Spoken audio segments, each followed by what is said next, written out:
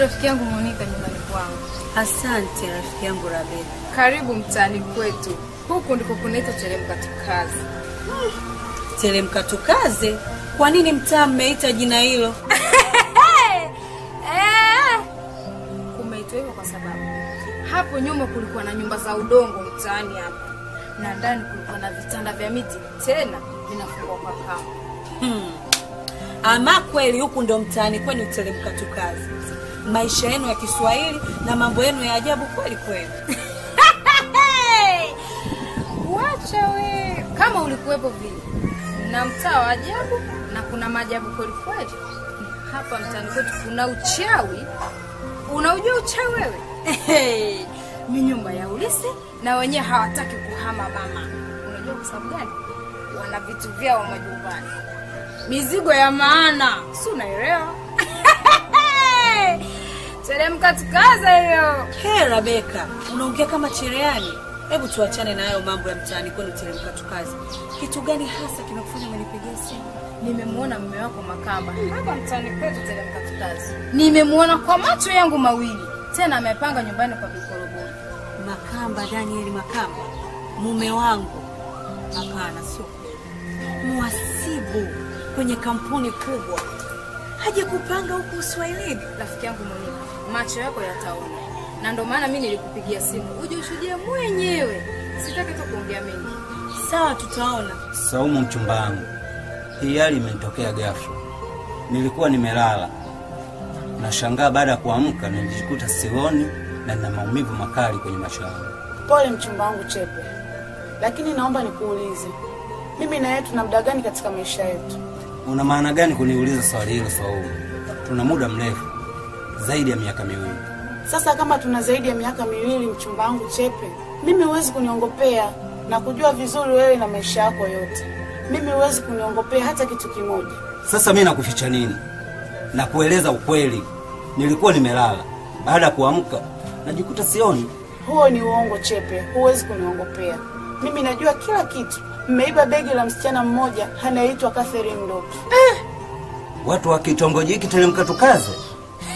Yaani kuombea ni hatari. Yaani wamekuambia jambo hili? Chepe mchumba wangu, hili ni tatizo kubwa. Tunatakiwa mimi na wewe tushirikiane ili tuweze kulitatua. Kwanza naomba unisamehe bure tu kwa kukuficha jambo hili. Lakini pili, mpaka sasa nimechanganyikiwa. Sielewi nitatatua vipi hili tatizo. Mimi nina wazo Chepe. Hapa Teremka Tukaze kuna mganga gwiji anaitwa Kibunzi cha Kale. Mchumba wangu, unaonaje tukampelekea hili tatizo lako? Wazo zuri sana Saumu mchumba wangu. Hata rafiki zangu Kola na Sopa walinishauri hivyo hivyo. Ingawa Nyika ana mtazamo tofauti.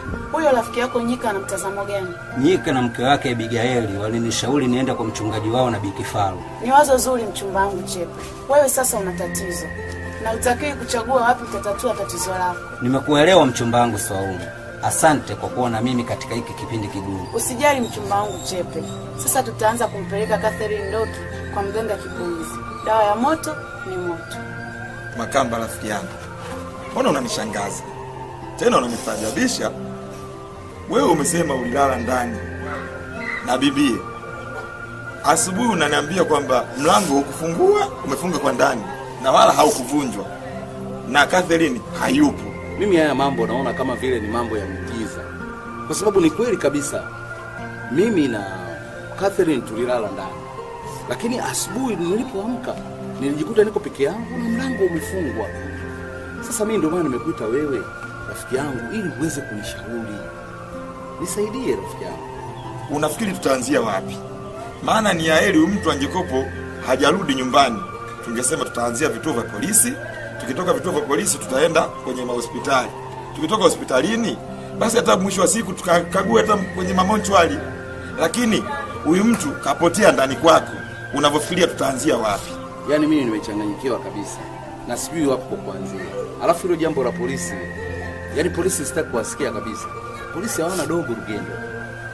Mtu amepotea katika mazingira hayo chumbani kwangu.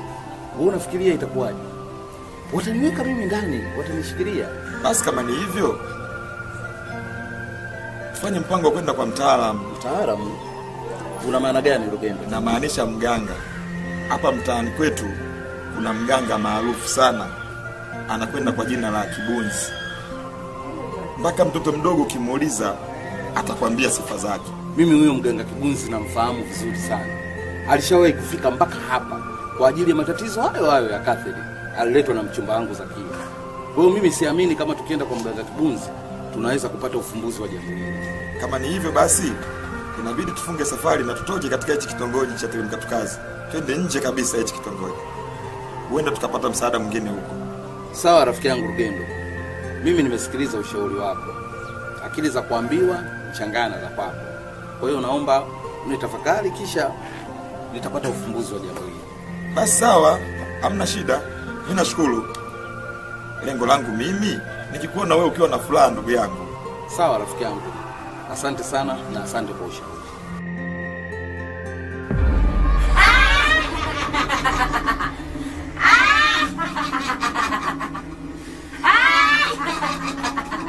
Hapa ndo mazaboni pa Bikoboy. Catherine Ndoki, Catherine mchawi. Huwezi kutoka hapa. Catherine, ukitoka hapa jicho lako la kushoto litakuwa limeshonwa zigzaga na binti yangu Zakia. Mwali wangu, sadaka yako ya damu inakaribia. Usijali Bikoboy. Nitamtoa makamba hapa kilingeni. Tumle nyama yake. Catherine, unasemaje?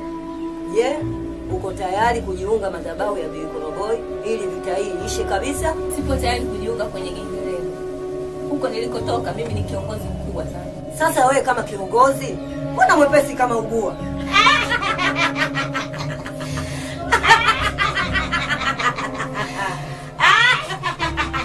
Mimi ni Catherine Ndoki, Catherine mchawi. Siku si nyingi utaiona nguvu yangu.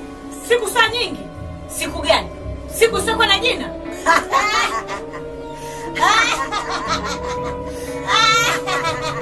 Hakuna sababu ya kuandikia mate Zakia wakati wino upo. Saa tutaona.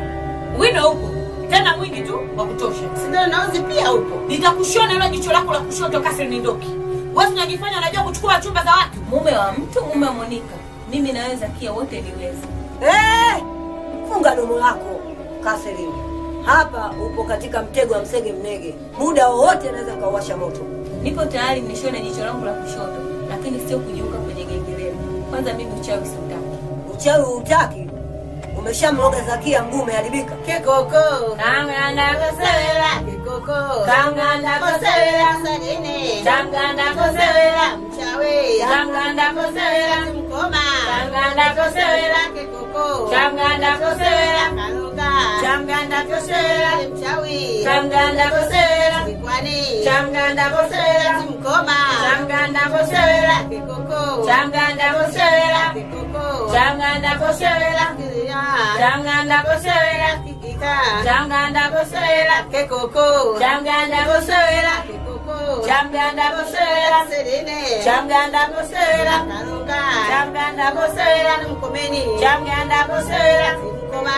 Kanganda kosela. Kekoko. Kanganda kosela. Kekoko. Kanganda kosela.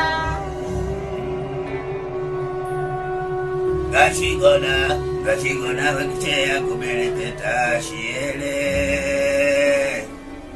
Jago wake uo mamwali shinganga leno ni shiele Akayaya Mbewona mtego. Mganga Kibunzi, mimi hapa sioni kitu chochote kile. Na hili ndio tatizo liloleta hapa. Mganga Kibunzi, mimi nimeuona na huu ni mtego wa mbaya. Mtego huu nilimnasa Catherine Ndoki, Catherine mchawi, lakini amenitoroka na yeye amesababisha kumuua msaidizi wangu Pekupekua. Akayaya Amemuua msaidizi wako Pekupekua. Sasa itakuwaje Mganga Kibunzi? Mganga Kibunzi, nimemleta hapa mchumba wangu Chepe. Amepatwa na upofu baada ya kulifungua begi la Catherine Ndoki. Akayaya maya gashishi wewe. Hayo yote nayajua sawa. Lakini mwanamke huyu Catherine Ndoki. Catherine mchawi, ni mchawi wa kutupwa. Ameshindikana katika kitongoji hichi cha Teremka Tukazi. Mganga Kibunzi, mimi nimekuja kwako. Tumaini langu utaniponya. Tumaini langu utamshinda Catherine Ndoki. Tusaidie mganga Kibunzi. Nisaidie mchumba wangu Chepe, haweze kuona kama hapo awali. Atayaya. Mimi mganga Kibunzi, Kibunzi chakari. Yakane makane manitage. Utuka wende ukalole tambala tende buka ulole kanyamala kanyatigi kunyamatikaya. Yongo ya gai manindo palipelike malipelike linganya kwa pelike mbali.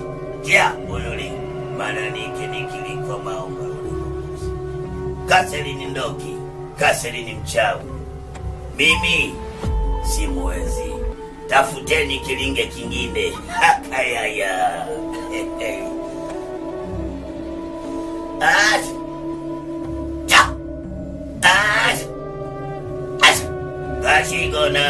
Gashigona we kucheya kubeleketa shiele. Unyago wake uo mamwali shinganga leno ni shiele. Akayaya maya gashishi kwenu.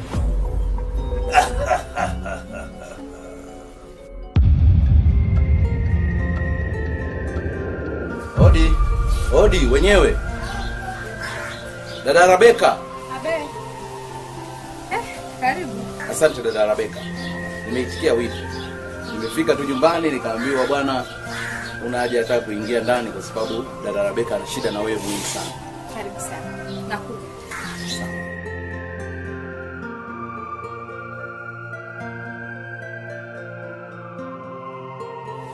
Karibu kae. Asante.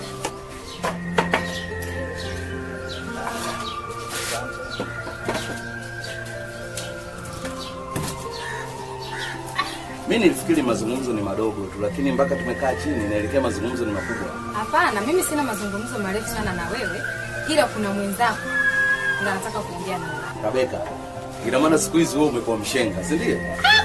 Mimi sio mshenga. Ila mimi ni kijumbe tu. Na kijumbe huwa hauawi. Ni kweli kabisa kijumbe huwa hauawi. Basi sawa, mimi niko tayari kuonana na wewe mwenzangu. Sawa. Subiri kidogo.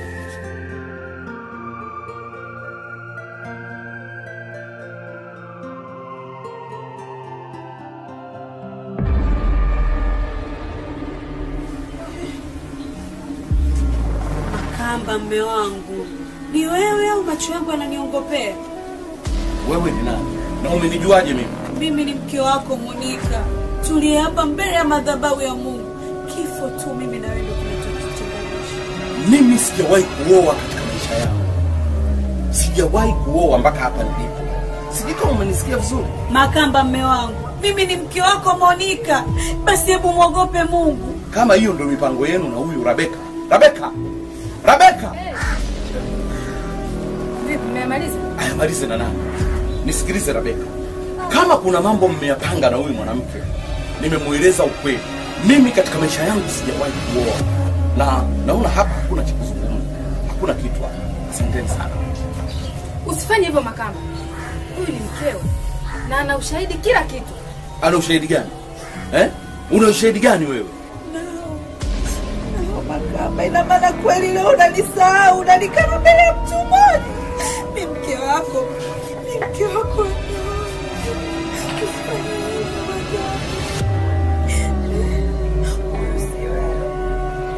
Usiwe mme wangu. Huyu kweli ni mimi.